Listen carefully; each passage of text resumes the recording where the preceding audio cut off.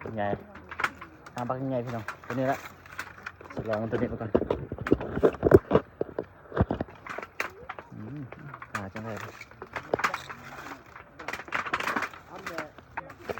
โอ้ยไข่มดแดงเดี๋ยวละ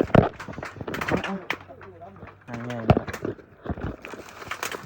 ว้าว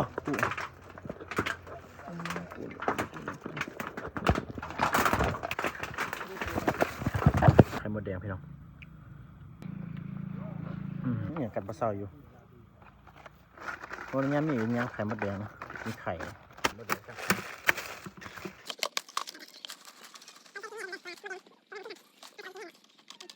ทั้งน้อยเนาะได้ชั้นนี้กระเพาะอันเฮ็ดเมนูมกปลาใส่ไข่มดแดงนะบักหน่อยร้านน้อยๆวันคิดนึงเดี๋ยววันคิดนึงได้เพียงได้